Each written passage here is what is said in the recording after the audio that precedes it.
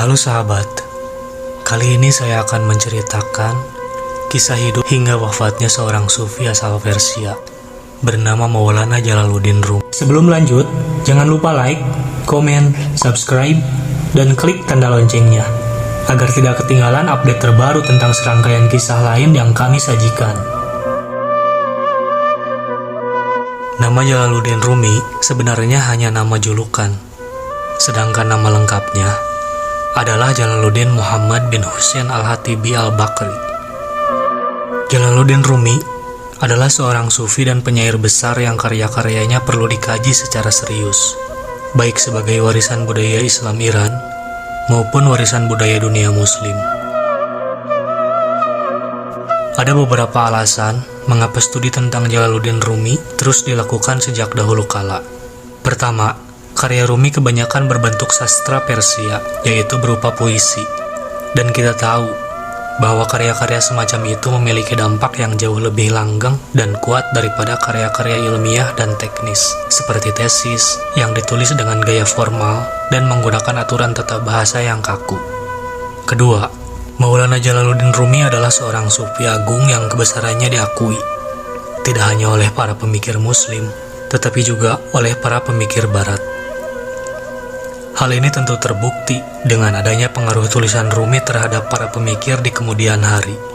Menurut penulis, jika berbicara tentang Islam atau studi Islam dari perspektif studi regional, ada beberapa wilayah Islam yang tidak dapat diabaikan. Pertama, studi Islam di wilayah Hijaz, Mekah, Madinah, dan sekitarnya. Kedua, mempelajari Islam di Mesir dan sekitarnya. Ketiga, studi Islam di Turki. Keempat, studi Islam di wilayah Persia. Kelima, mempelajari Islam di Asia Tenggara. Dan yang terakhir, mempelajari Islam di Barat, yaitu Eropa dan Amerika. Seluruh bagian dunia Muslim ini harus menjadi fokus studi oleh para sarjana dan pemikir Islam. Apakah kita setuju dengan kecenderungan teologis dan mazhab jurisprudensi? Apakah kita setuju dengan masa kini mistik atau masa kini politik? Namun demikian, tema ini bukanlah yang pertama ditulis tentang Maulana Jalaluddin Rumi, tapi setidaknya ada apresiasi untuk para sufi besar yang juga penyair kelas dunia, seperti Maulana Jalaluddin Rumi. Namun, belakangan ini, apresiasi di kalangan sastra dan puitis tampaknya semakin menurun dan kualitasnya semakin menurun. Lagi pula, kita mungkin tidak akan benar-benar mencapai tujuan dari pencipta manusia itu sendiri. Inilah yang perlu dikoreksi akhir-akhir ini, agar dunia sastra dan puisi kita kembali ke jalur yang benar dan mampu mencerahkan, menginspirasi generasi muda Muslim agar menjadi Muslim yang memiliki prinsip hidup berlayar di lautan badai kehidupan ini. Riwayat hidup Maulana Jalaluddin Rumi. Maulana Jalaluddin Rumi adalah penyair terbesar Persia yang lahir pada 1207 di Balkh, sebuah kota di provinsi Husaran, Persia Utara, yang sekarang masuk wilayah Afghanistan. Pada saat itu, kota Persia berada di bawah kekuasaan Muhammad Shah, adalah merupakan raja terbesar dari dinasti Khwarizmi, yang pemerintahannya, seperti yang digambarkan Edward Grenville Brown, meliputi pegunungan Ural di utara hingga Teluk Persia di selatan, dan dari Sungai Indus ke timur dan Efrat ke barat. Keluarga Rumi telah tinggal di Balkh hingga beberapa generasi, sehingga keluarganya sangat dihormati. Dan menurut para penulis biografinya, mereka mewakili berbagai kepribadian yang sukses di bidang hukum dan agama. Kisahnya dimulai dengan kakeknya yang terkenal, yang dikatakan keturunan Arab, yang silsilahnya sampai ke Abu Bakar, yang merupakan khalifah Islam pertama dan juga sahabat Rasulullah. Meskipun biografi Jalaluddin Rumi di timur, seperti juga kehidupan orang-orang suci Persia lainnya, namun demikian, sebagian besar menilai bahwa kisah Jalaluddin Rumi merupakan legenda, sedangkan tulisannya sendiri tidak ada hubungannya dengan peristiwa sejarah pada saat itu. Akan tetapi, tampaknya beruntung masih ada beberapa sumber informasi lama yang relatif dapat dibuktikan keabsahannya. Pada tahun 1219, ketika Jalaluddin Rumi berusia 12 tahun, ayahnya, Bauhaddin Walad, secara tiba-tiba dengan keluarganya meninggalkan klan Balkh dan pindah ke barat.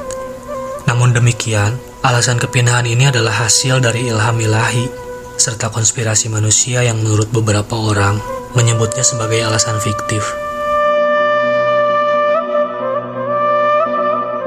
Tidak lama setelah kepergian keluarga Jalaluddin Rumi itu, rupanya kota Bak diserang oleh pasukan Mongol dan meluluh lantahkan klan Khurasan dalam perjalanan kembali ke tanah airnya. Berita tentang penjarahan ini akhirnya sampai di telinga keluarga Jalaluddin Rumi, bahkan sebelum dirinya sampai ke Baghdad atau tempat lain dari Baghdad ke Mekah, saat mereka menuju ke Damaskus dan akhirnya menetap di Rum, Turki. Rumah pertama mereka di Zarandah, sekitar 40 mil sebelah tenggara Konya, tempat Jalaluddin Rumi menikah. Pada 1226, putra sulungnya lahir yang terkenal dengan julukan Sultan Walad. Belakangan, Bahauddin Walad dan keluarganya pindah ke Konya, ibu kota kerajaan Saljuk bagian barat, tempat ia meninggal pada tahun 1230. Dikisahkan bahwa ia telah menjadi seorang teolog yang terkenal, seorang guru klan Hoti besar yang dimuliakan oleh muridnya dan sangat dihormati oleh pihak kerajaan karena bertindak sebagai penuntun spiritualnya. Sekitar waktu itu, Burhanuddin Muhakkik At-Tirmizi, seorang petani murid Bahauddin Walad ketika masih tinggal di Bak, tiba di Konya. Di bawah pengaruhnya, Jalaluddin Rumi yang saat itu berusia 25 tahun menjadi sangat bergairah kepada disiplin dan ajaran-ajaran para sufi, baik lelaki maupun perempuan yang berusaha menyatukan diri mereka dengan Tuhan.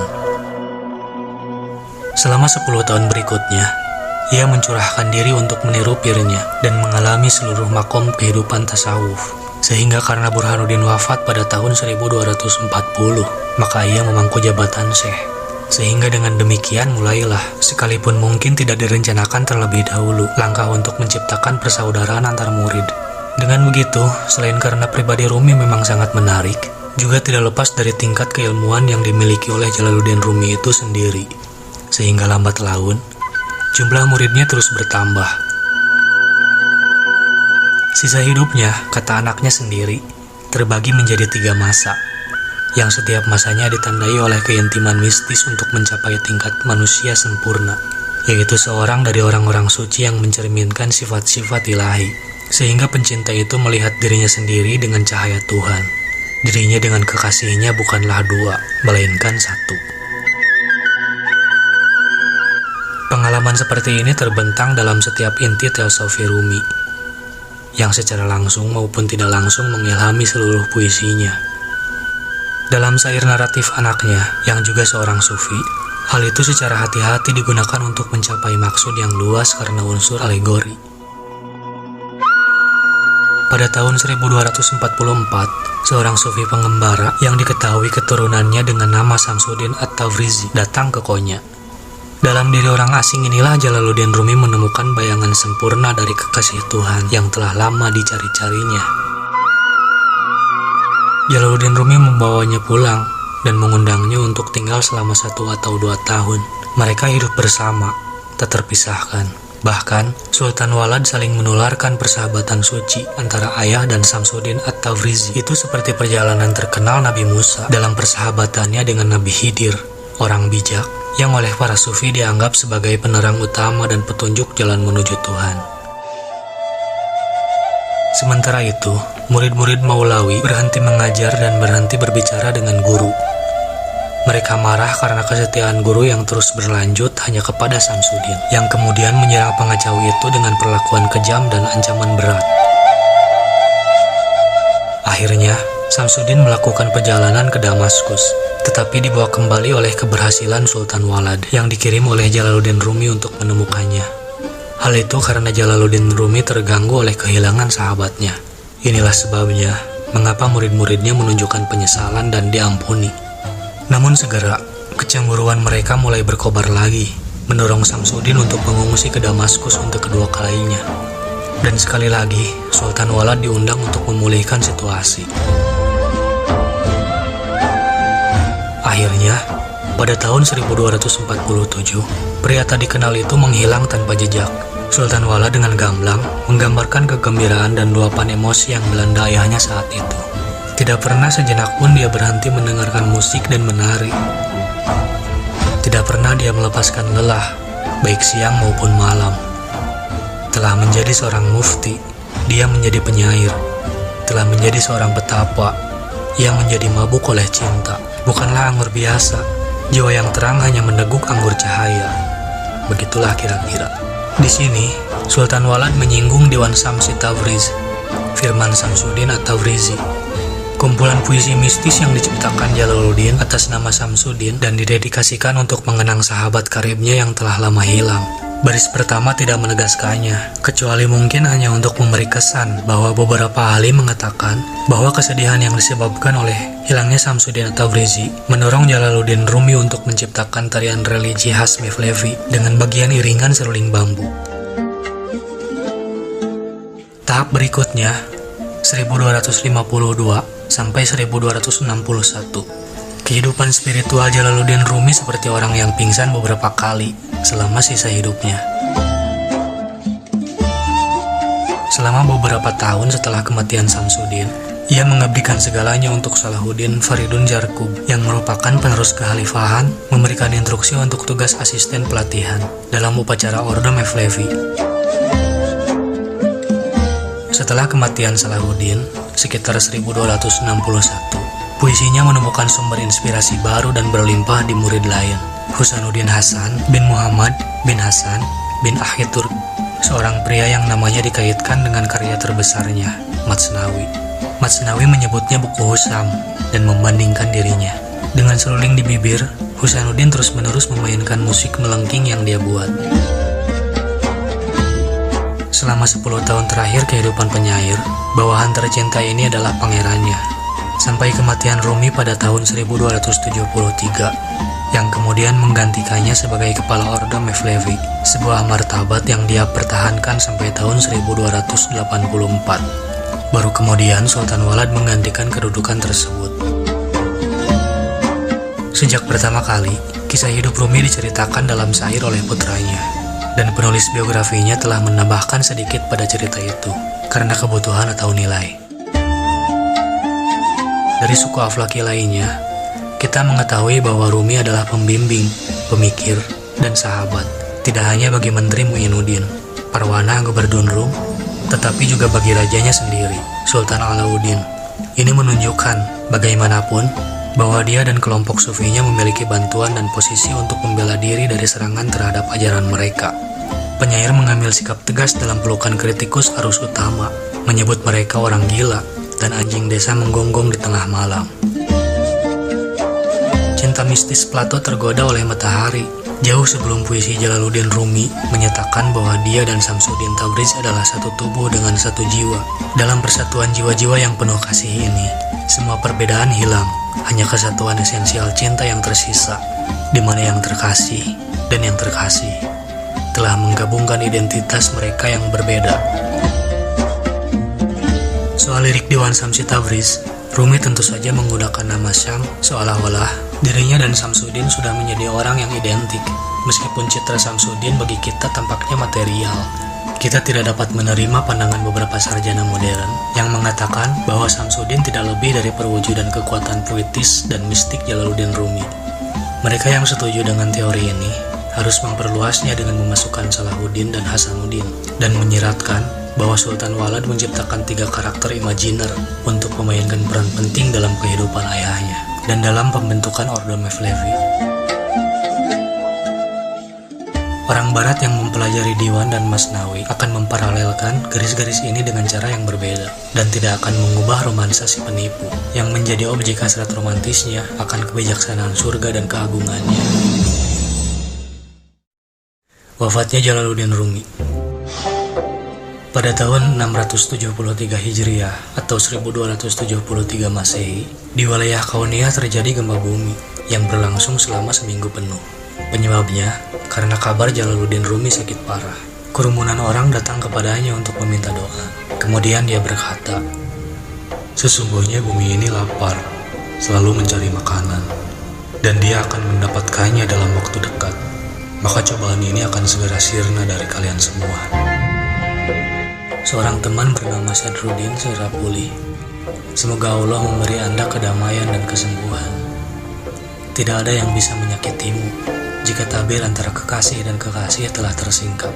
Jalaluddin Rumi sempat menjawab, "Jika kamu memiliki iman, maka kematian akan terasa ringan dan memiliki arti yang baik. Tetapi ada juga orang-orang yang tidak percaya dan orang-orang yang getir." Setelah menjelaskan makna kebenaran yang utuh, Maulana Jalaluddin Rumi akhirnya meninggalkan dunia fana ini sebelum matahari terbenam. Peristiwa menyedihkan ini terjadi pada hari kelima Jumadil Akhir, tahun 672 Hijriah, atau tahun 1273 Masehi. Saat jenazahnya hendak berangkat ke pemakaman, penduduk sempat berbondong-bondong menemuinya. Pengikut agama lain juga berduka atas kepergiannya. Misalnya, orang Yahudi dan Kristen membaca Taurat dan Injil. Hadir juga di pemakaman para pemimpin negara. Untuk para imam dan agamawan, penguasa negara itu pernah bertanya, "Peduli apa kalian dengan suasana berkabung saat ini? Bukankah yang meninggal ini jenazahnya seorang muslim yang alim?" Para biarawan dan pendeta menjawab, "Melalui dialah kami mempelajari kebenaran dari para nabi sebelumnya." Pagi-pagi sekali jenazah Jalaluddin Rumi berpulang dengan diiringi pelayat yang tak terhitung banyaknya. Tangisan mereka menggema seiring dengan kepergiannya.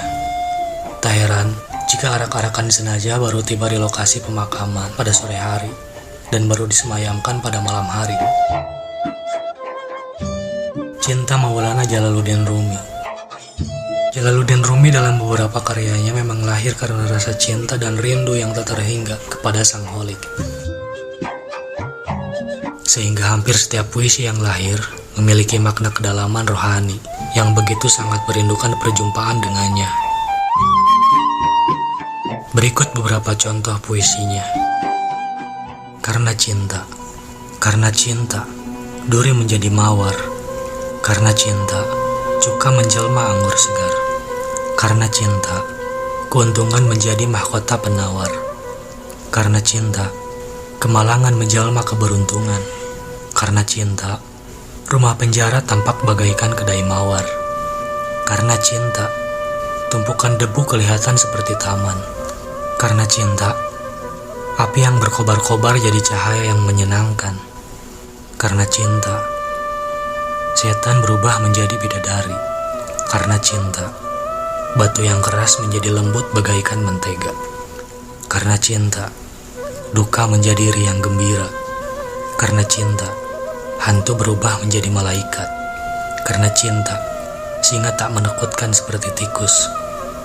Karena cinta, amarah berubah menjadi keramah tamahan.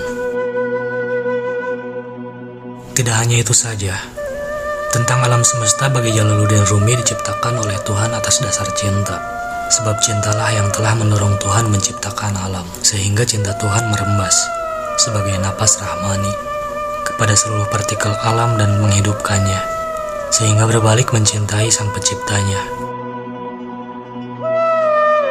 Bagi Maulana Jalaluddin Rumi, cinta adalah tenaga universal yang bertanggung jawab atas gerakan evolutif alam dari level yang rendah ke level-level yang lebih tinggi. Inilah ajaran evolusi Jalaluddin Rumi yang lebih mendahului Darwin lebih dari 600 tahun. Bagi Maulana Jalaluddin Rumi, semesta alam bukan benda mati begitu saja. Karena sekalipun pada dirinya alam itu mati dan beku laksana salju, tetapi berkat sentuhan cinta Tuhan, maka ia menjadi makhluk yang hidup, bergerak penuh energi ke arah Tuhan sebagai yang maha baik dan sempurna. Alam itu mati dan beku laksana salju kalau bukan karena cinta. Tanya Rumi, bagaimana ia terbang dan mencari pemakan larun? Dengan kekuatan cinta yang dimilikinya, alam kemudian berkembang dari tingkat yang rendah seperti mineral ke tingkat yang lebih tinggi seperti tumbuhan dan hewan, hingga mencapai tingkat manusia. Bahkan setelah mencapai tingkat manusia, ia akan terus melakukan tujuannya. Ia akan terus melakukan pencarian dan pengembangan lebih lanjut, bukan pada tataran fisik biologis saja, juga pada tingkat imajinal dan spiritual, hingga tujuannya tercapai. Oleh karena itu, bagi Jalaluddin Rumi, alam bukanlah makhluk mati, tetapi hidup, berkembang, bahkan memiliki kecerdasan, sehingga mampu mencintai dan dicintai. Dalam satu syairnya, Rumi pernah menggambarkan hubungan langit dan bumi seperti sepasang suami istri. Rumi berkata, seperti suami, langit berputar mencari nafkah, sedangkan bumi, sang istri, menerima apa yang dinafkahkan langit. Ketika bumi kekeringan, maka langit memberi hujan atau embun. Ketika bumi kedinginan, maka langit memberinya kehangatan. Demikianlah, bumi pun melahirkan anak-anaknya, menjaga dan memelihara apa yang dilahirkannya itu. Andai mereka tidak punya kecerdasan, mengapa mereka bertingkah laku seperti orang-orang cerdas? Andai mereka tidak menikmati hubungan mereka berdua, bagaimana mereka melangkah seperti sepasang kekasih? Oleh karena itu, kita harus menganggap alam bukan sebagai benda mati, tetapi sebagai makhluk hidup, sama seperti manusia. Cintai mereka, maka mereka pasti akan membalas cinta kita dengan memberikan yang terbaik untuk mereka. Cinta adalah kekuatan universal yang fundamental, karena ya, semacam peri penting oleh Bergson yang mengarah pada evolusi alam. Namun demi cinta, gerakan ini tidak buta, seperti yang dipikirkan Darwin dan Schopenhauer, tetapi gerakan yang pasti ke arah yang dicintai, yaitu Tuhan. Disinilah letak perbedaan antara teori evolusi Rumi dan Darwin. Sedangkan dalam evolusi Darwin, Tuhan kehilangan tempat dan perannya sebagai pencipta. Dalam Rumi, Tuhan menempati tempat sentral, baik sebagai sumber dari segala sumber keberadaan, maupun karena daya tariknya yang luar biasa sebagai tempat kembalinya segala yang bernama ada. Sahabat, itulah sebagian kisah tentang biografi dan perjalanan hidup Maulana Jalaluddin Ar-Rumi. Semoga bisa menjadi inspirasi positif bagi kehidupan kita. Terima kasih sudah menonton sampai selesai. Wassalamualaikum warahmatullahi wabarakatuh.